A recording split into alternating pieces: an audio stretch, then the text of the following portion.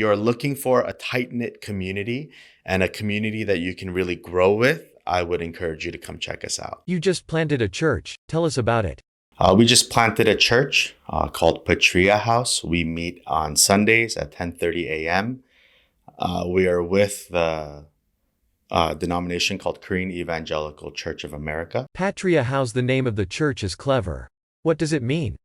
Patria, it means family of families. And so it comes from the Greek word that Paul uses in Ephesians chapter 3, where he says that, "For this reason I bow my knees before the Father, by whom every family on earth and on heaven is named." And so that word family there is patria, which means family of families, or some people would call it tribe. Tell us about your vision for the church. Our vision for the church is to be a church that ministers to the heart of God. And so we want to host God's presence whenever we gather, and we want to carry it with us wherever we go. Many second-generation Korean pastors planting a church? Not many second-generation pastors are planting a church. Most are either working in the Korean church as English ministry pastors or have moved on to American churches as staff members there. But not too many are planting churches. To your church, what is the age of the church members in attendance? We have a pretty big mix. Our youngest member is just born. She was born last week. And our oldest members are in their 60s right now. But we mainly have people between the ages of 35 to 25 or 25 to 35, young professionals and young families. Please introduce yourself and what you did before. I didn't really do anything besides ministry, really. So all my life, for about 20 years, I've been doing ministry. I did a little bit of financial consulting, financial education, things like that. But primarily, my full-time career has been ministry since I was 20. What are some of the difficulties a second-generation Korean pastor faces while serving in a first-generation Korean church? I think the most difficult thing is culture. We're serving in a different culture. So in many ways, we are pastors in ministry, but we're also missionaries in many ways. We have to cater to the Korean first generation culture, and we need to understand it. A lot of times we don't understand the culture, but we're just told to do certain things. So we just do our best with what we can. And then a lot of times there's also the language barrier as well. I think also one of the most difficult things is an EM pastor or a second generation pastor, youth pastor, EM pastor. We are often left doing everything. We are planning the services, we're preaching, we're discipling, we're doing visitations. We do everything. We plan the retreats, we plan the budget, we plan everything.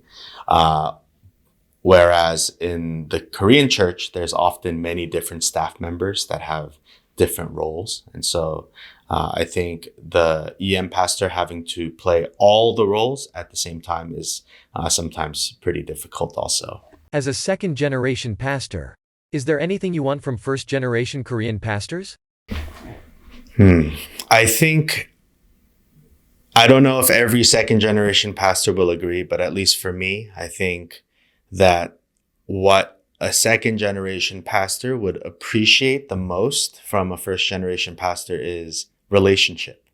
Having a relationship with the person that we work for, the person that we are giving our lives for, in a sense, besides Jesus, I think is very important for the second generation, relationship and connection. And so for me, being in ministry for roughly 20 years, maybe 17 years or so, and of the 17 years, I think about 14 of those years was in the Korean church. And I have not been to my senior pastor's home for a meal a single time. And so I think even just small things like having a relationship, building relationships, sharing their hearts, I think would be very helpful. Since it is a new church, what do you think the church needs most right now? I think the church, with every church, but especially because we just started, I think what we need the most right now is ownership. People taking ownership of the church. This is my church. This is something that I'm invested in, whether it's financially or through time and effort and volunteering. I think it has to feel like this is my church, not just coming in for service and leaving, but coming early to help set up, staying late to clean up, seeing what the needs of the church are, and volunteering themselves, I think is the greatest need of any church plant. Please introduce some of the conflicts that arise between first and second generation pastors due to generational and cultural differences. Mainly the conflicts come from, again, a different culture. And so for the first generation, appearance is very important.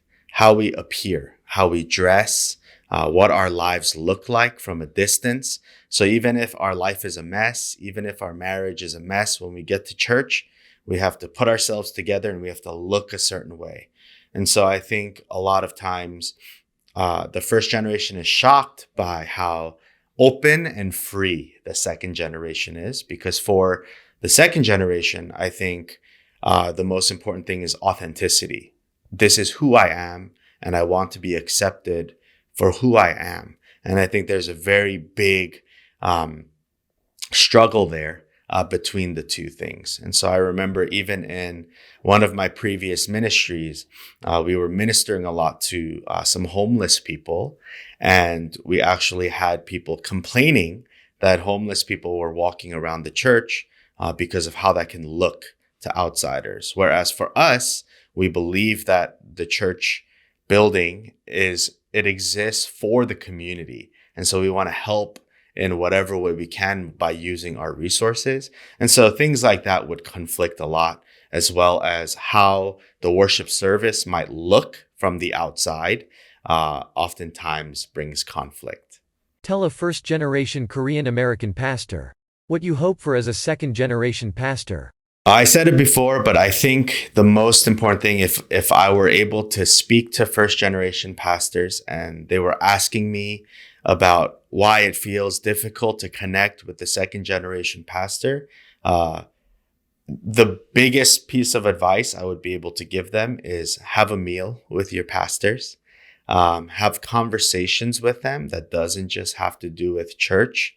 When you're struggling, be okay sharing with them. I think what they need the most is trust, for them to feel like you trust them. I think it's the same with many parents a lot of times and their disconnection with their children. I don't think your children need you just to look strong.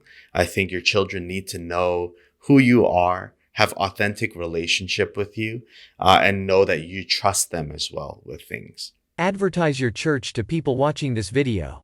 Share a welcome message. Sure. PATRIA House is a wonderful place for you to be if you are looking for a church that is spirit-filled, loves the word, and is gathering to do life together. And so for us, we really want our focus not to just be our gatherings during Sunday service, but really for there to be life in the community throughout the week. So we do a lot of hanging out together. We do a lot of eating together. We do a lot of praying together outside of the church building. We do a lot of hosting people at our house. And so if you're looking for a tight-knit community and a community that you can really grow with, I would encourage you to come check us out.